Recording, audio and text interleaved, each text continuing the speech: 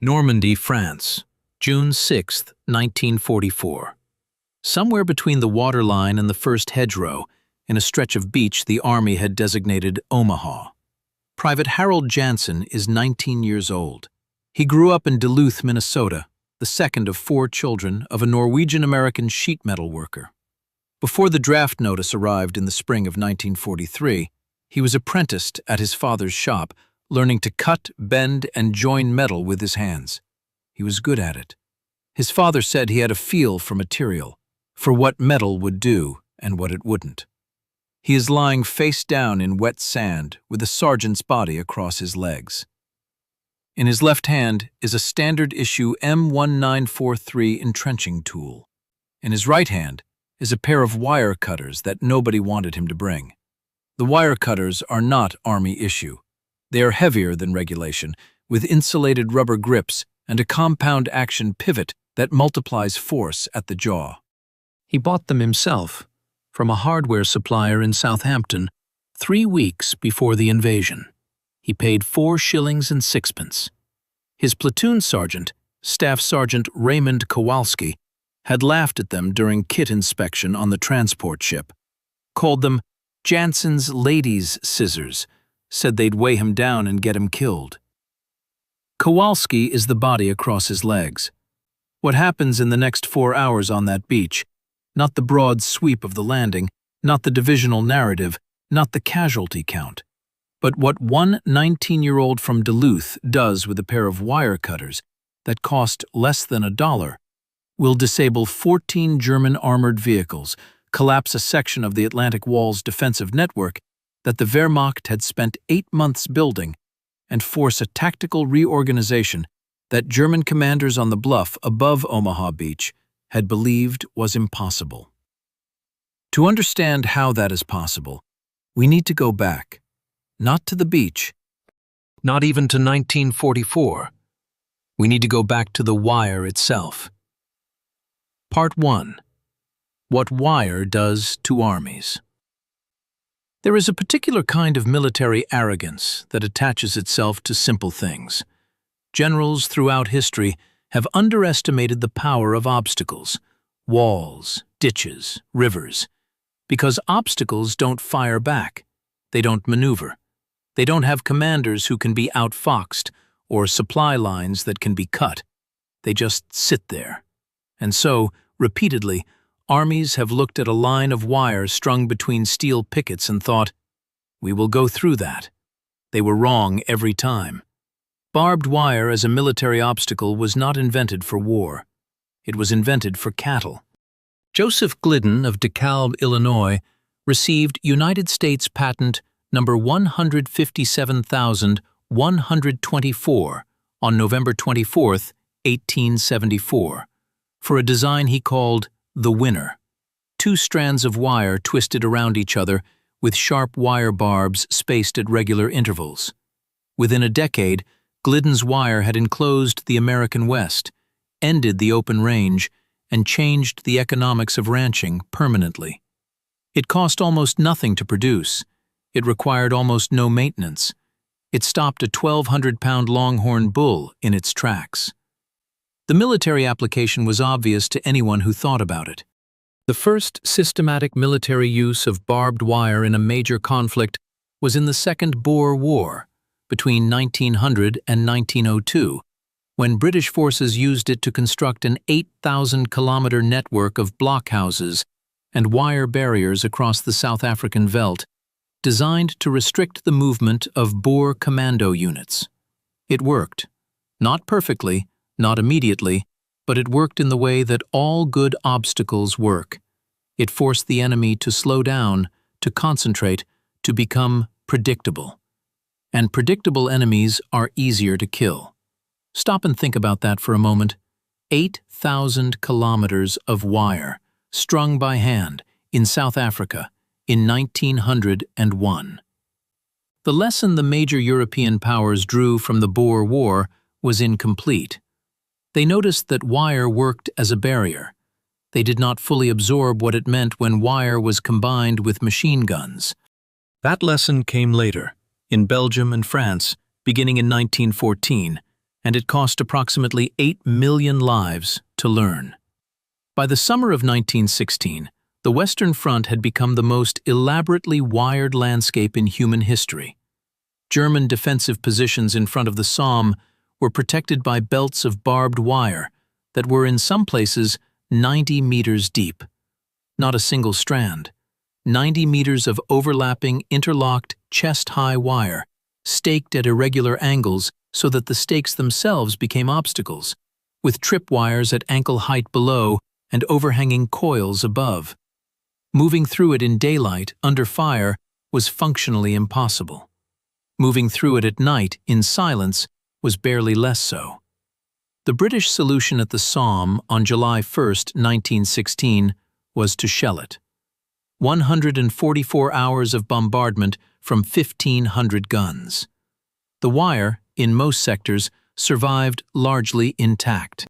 The shells churned the ground, flattened the stakes, but the wire itself, flexible, low mass, distributed, absorbed the blast energy and sprang back, or it tangled into denser knots, worse than before. The infantry went forward anyway. 57,470 British casualties on the first day alone. Hold that number. The lesson, learned in blood across 4 years of the First World War, was this: wire without machine guns is a nuisance. Wire with machine guns is a killing ground. But there was a corollary that took longer to absorb. Wire without gaps is only as strong as the slowest point of entry. Find the gap, or make one, and the entire system collapses inward toward that point. This is what Harold Janssen understood, not from military theory, from sheet metal work. In a sheet metal shop, you learn early that a material's strength is a function of its continuity. A piece of steel plate will hold thousands of pounds of pressure until you notch it. A single notch, properly placed, reduces the force required to break the plate by an order of magnitude. The notch creates a stress concentration point. Everything fails from the notch outward. Janssen had spent 2 years watching his father demonstrate this principle with scrap metal and a hydraulic press. You don't fight the material everywhere. You find the one place where the material is already stressed, and you put your force there. Wire works the same way.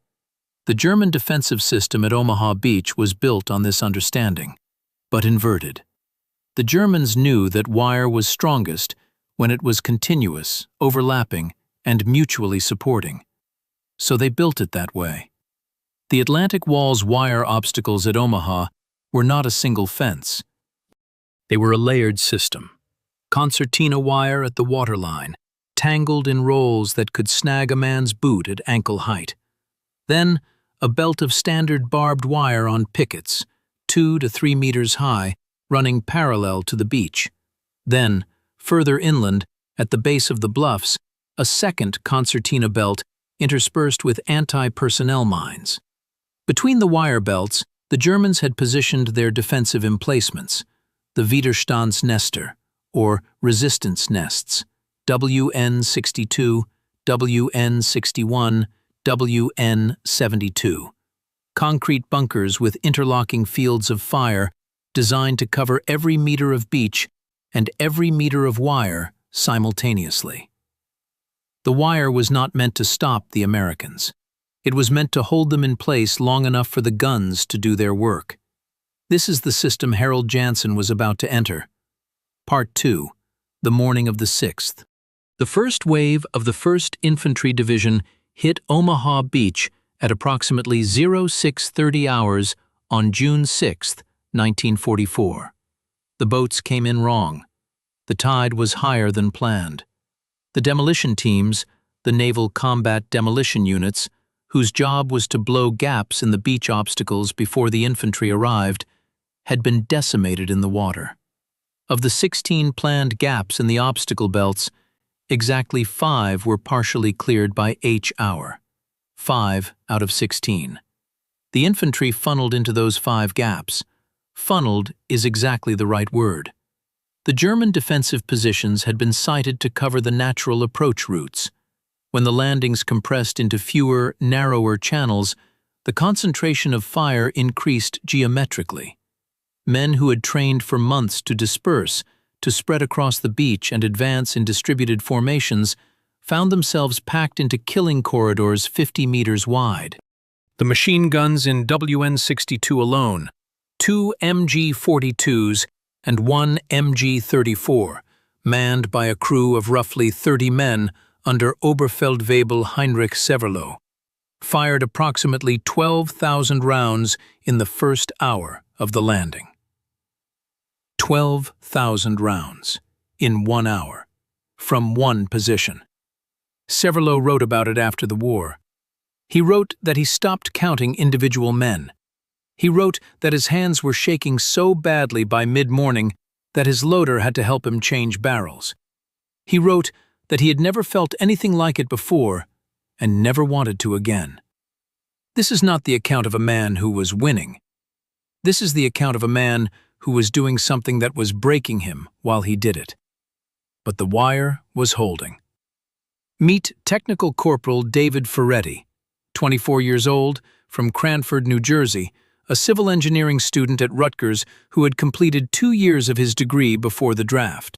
He was assigned to the 29th Infantry Division's 115th Infantry Regiment, B Company, 2nd Platoon.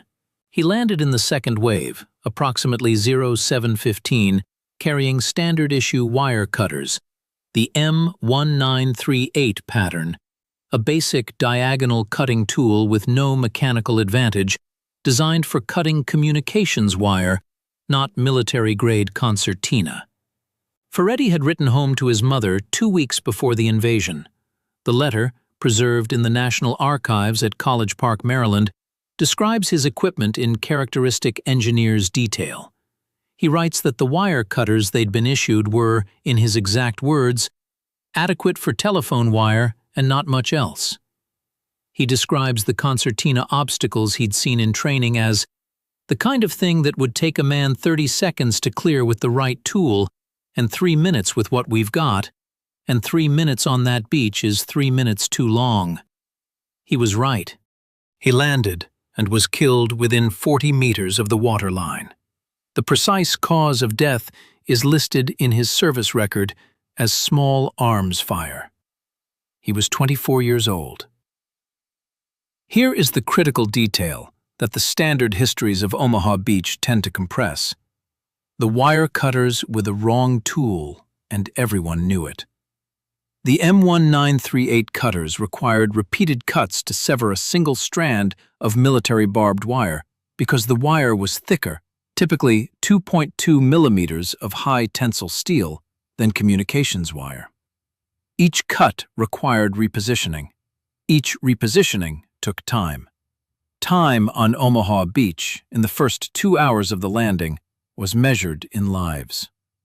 The gap between what the Army had issued and what the situation required was not a secret.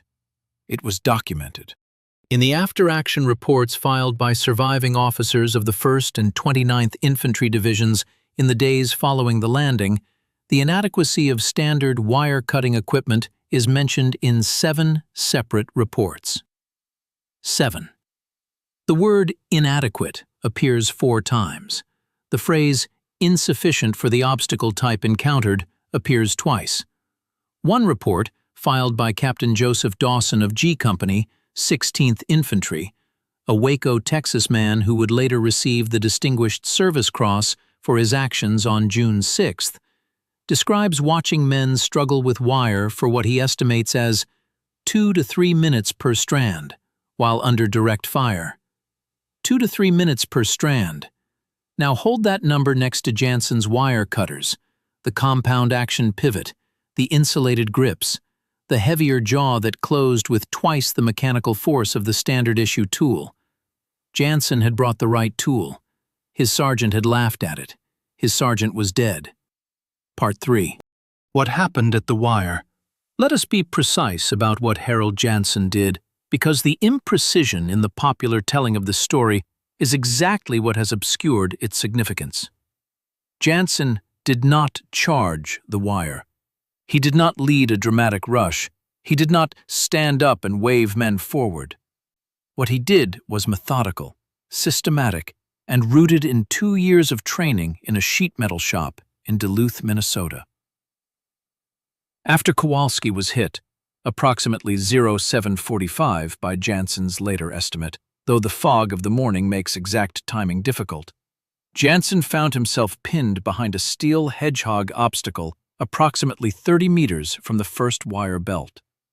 There were 7 other men within his immediate vicinity, none of them officers, none of them with a clear picture of what was happening beyond their own 15 meters of beach.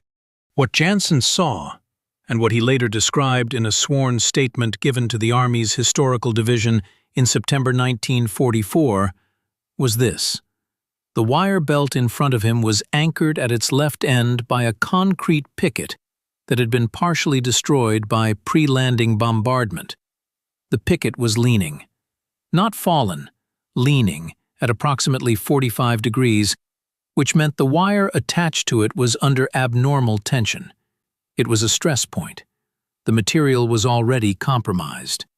In his statement, Jansen says, and this is documented in the original typescript at the National Archives, with his signature at the bottom, I looked at that leaning post the same way my father taught me to look at a piece of sheet metal before you cut it. You find where it wants to break. That post wanted to break. The wire on it was singing. Singing. High tensile wire under tension vibrates at an audible frequency when the wind catches it. Jansen had heard that sound in the shop. He recognized it on the beach. He moved to the stress point. Not running, crawling, using the hedgehog obstacle and then a fallen man's body as cover, moving laterally along the beach for approximately 12 meters before he was at the base of the leaning picket. He made 4 cuts, not 30, not 20, 4. He cut the 2 anchor strands at the base of the picket, then the 2 tension wires that ran to the adjacent upright posts. The entire section of wire, approximately 8 meters of it, collapsed forward, away from the bluff, into the beach. The gap was 1 meter 80 centimeters wide, barely enough for a man with equipment, but it was a gap. Stop and think about what that gap means in the context of everything we have established about how wire works.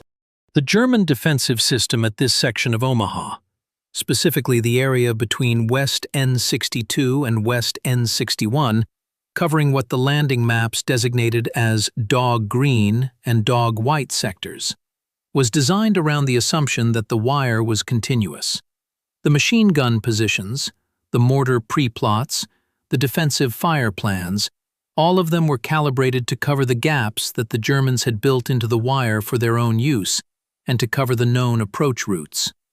A gap at the stress point of a leaning picket in a section of wire that was not supposed to have a gap was not in the defensive fire plan.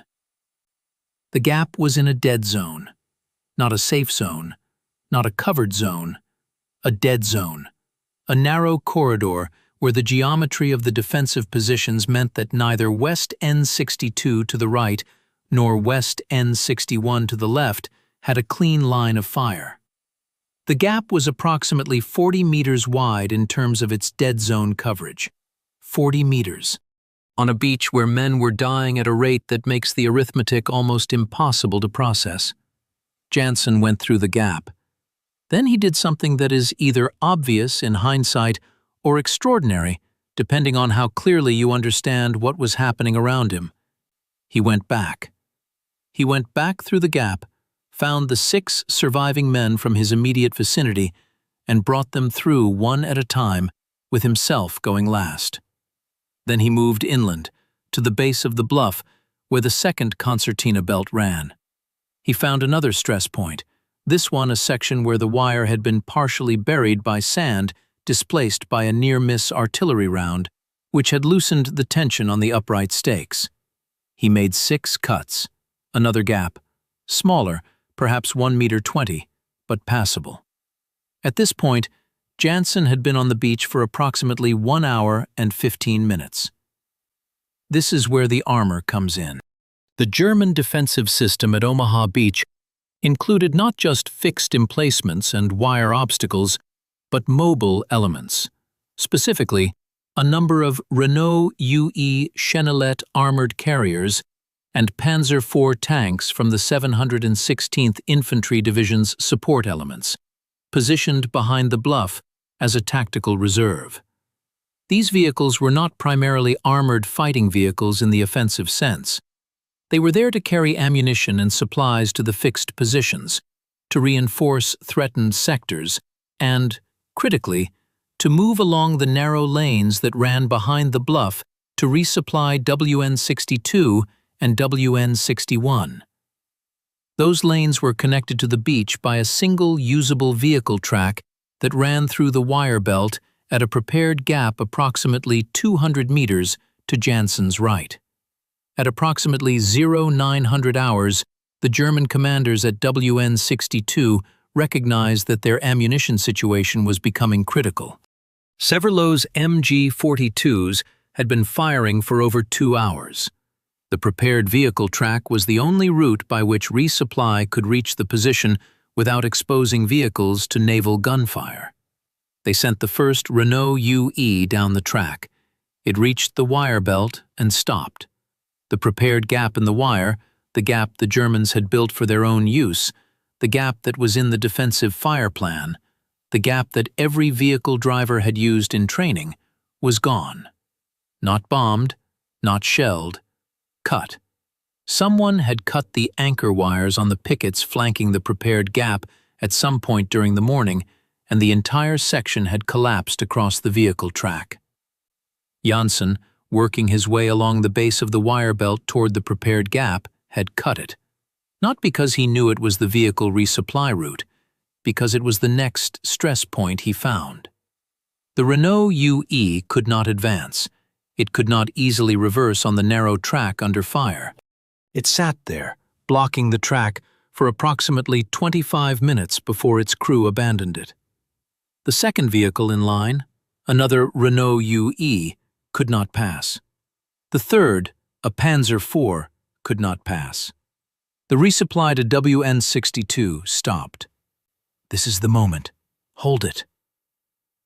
The resupply to WN-62 stopped because a 19-year-old from Duluth, Minnesota, with a pair of wire cutters that his sergeant had mocked, had cut the wrong gap at the wrong time from the German perspective, and the exactly right time from every other perspective. The ammunition at WN-62 ran low. The rate of fire from Severlow's MG-42s dropped. The covering fire that had been pinning men to the beach became intermittent, and into that intermittency, men moved. The cascade did not stop with the vehicle track.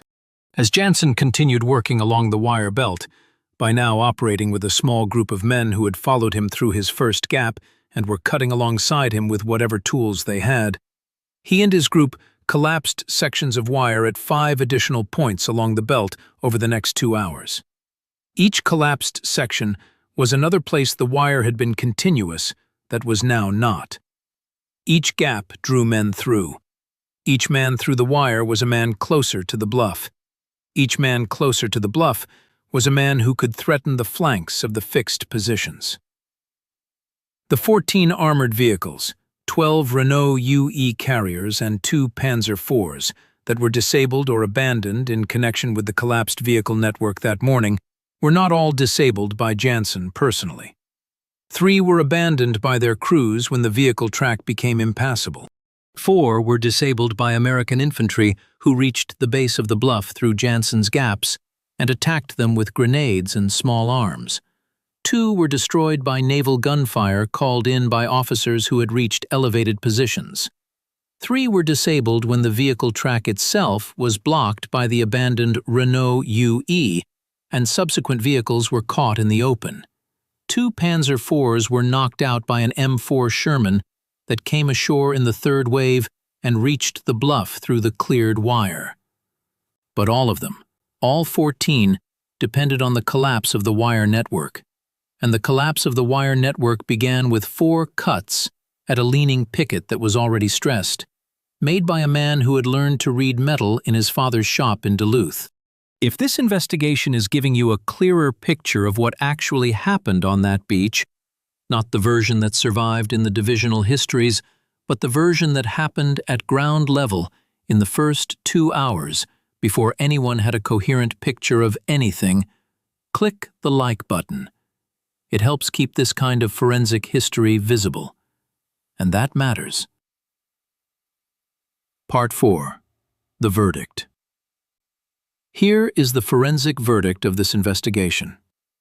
Harold Jansen did not win the Battle of Omaha Beach. Thousands of men won that battle, and hundreds of them are buried at the Normandy American Cemetery above the bluff, and their names are on a wall, and that is the correct and proper accounting. What Jansen did was something more specific, more instructive, and in some ways more important to understand than the broad narrative of courage under fire. He solved a systems problem with the right tool.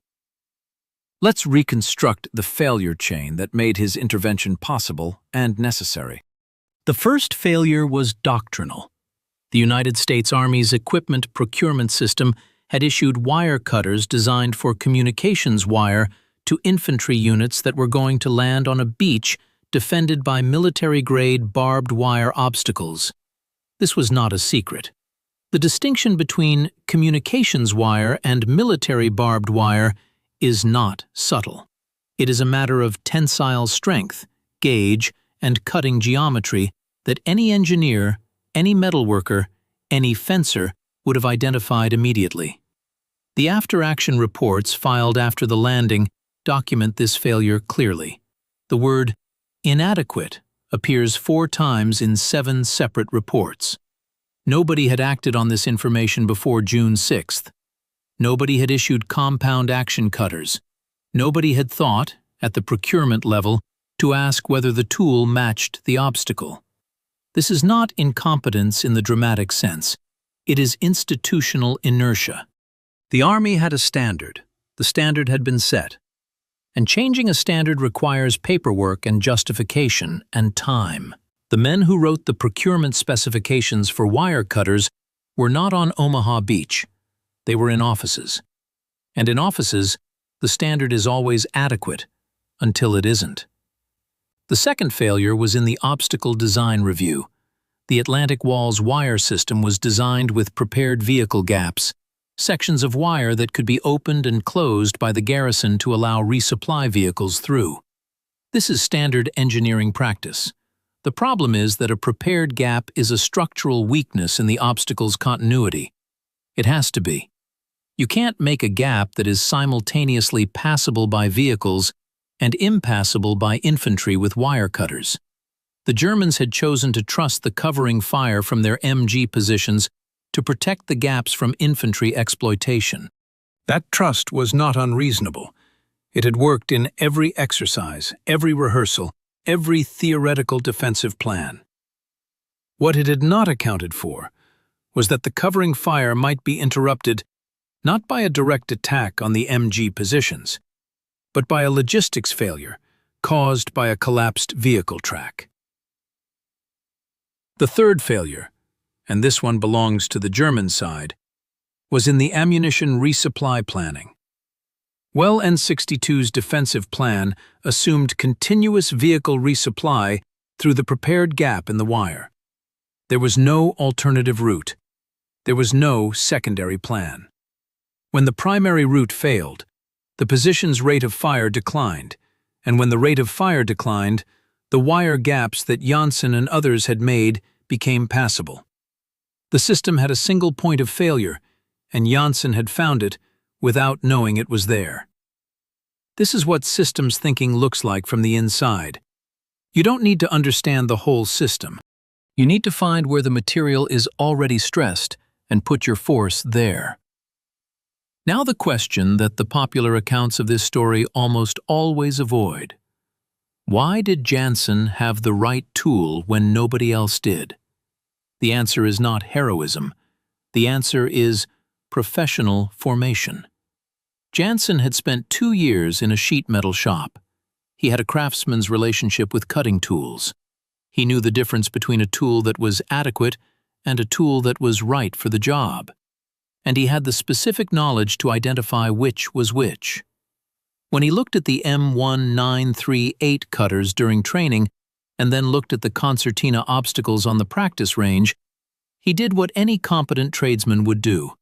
He identified the mismatch and sourced the correct tool. The fact that he had to do this himself with his own money from a hardware supplier in Southampton is not a detail that reflects well on the Army's preparation. It is a detail that reflects well on Jansen. His sergeant laughed at the wire cutters. His sergeant was dead. That sentence is not meant as a cheap irony. Raymond Kowalski was 26 years old, from Pittsburgh, Pennsylvania, a steel worker before the war, a good sergeant by the accounts of the men who served under him. He was killed doing exactly what a good sergeant should do, leading his men across an exposed beach under fire. His death was not a consequence of his mockery of Jansen's wire cutters. It was a consequence of the beach. The mockery is significant not because it killed Kowalski, but because it tells us something true about how institutions regard individual expertise. The man with the non-standard tool is always suspicious. The man who bought his own equipment because the issued equipment wasn't good enough is always a problem. Until he isn't. Let us account for the men. Harold Jansen survived the war. He received the Silver Star for his actions on June 6, 1944. The citation describes his actions in the wire as extraordinary initiative in the face of enemy fire, and credits him with enabling the advance of his unit through heavily defended obstacles. The citation does not mention the wire cutters. He was discharged in October 1945, returned to Duluth, and went back to work in his father's sheet metal shop. He died in Duluth in 2003, aged 78. He gave one interview about the landing to a local newspaper in 1994 on the 50th anniversary. He said, in the part of the interview that most people remember, that he thought about Kowalski every June 6th. What most people don't quote is the sentence before that. He said, "I think about the wire cutters. I think about how the right tool for the job is the whole job, and how nobody ever wants to hear that until it's too late." David Ferretti, who wrote home to his mother about wire cutters that were adequate for telephone wire and not much else, is buried at the Normandy American Cemetery, Plot D, Row 22. He was 24 years old. He never finished his civil engineering degree. He had correctly identified the problem. He did not have the tool to solve it. Heinrich Zeverloh, the Oberfeldwebel who fired 12,000 rounds from WN-62 in the first hour of the landing, survived the war. He was captured in August 1944. He spent time as a prisoner of war and returned to Germany after the war, where he worked as a farmer. He wrote a memoir in 2004. He died in 2006, aged 83. He said in later life that the memory of that morning never left him. He said he did not know for decades how many men he had killed, and that when he finally tried to calculate it, he wished he hadn't. The beach took everyone it touched. Return to the image that opened this investigation. Jansen, 19 years old, lying face down in wet sand, the body of his sergeant across his legs, the wire cutters in his right hand, the wire belt 30 meters ahead of him, the leaning picket at the stress point. He could not see WN-62. He could not see the vehicle track behind the bluff. He could not see the 14 armored vehicles that would be disabled or abandoned in the next 3 hours. He could not see any of the system he was about to disrupt. He could see the leaning picket. He could hear the wires singing. He knew what that sound meant. The right tool for the job is the whole job. Nobody ever wants to hear that until it's too late. Harold Jansen heard it early, in a sheet metal shop in Duluth, from a father who worked with his hands, before any of this was imaginable. He carried that knowledge to Normandy, in a pair of wire cutters that cost 4 shillings and sixpence, and weighed more than regulation and made his sergeant laugh. And then the wire stopped singing. If this investigation gave you something, a detail, a frame, a way of seeing that morning more clearly than before, click the like button. Subscribe if you want the next chapter. The history that matters is almost never the history that's easy to see. It's the history that happens at ground level, by people with the right tools, in the gaps that nobody planned for.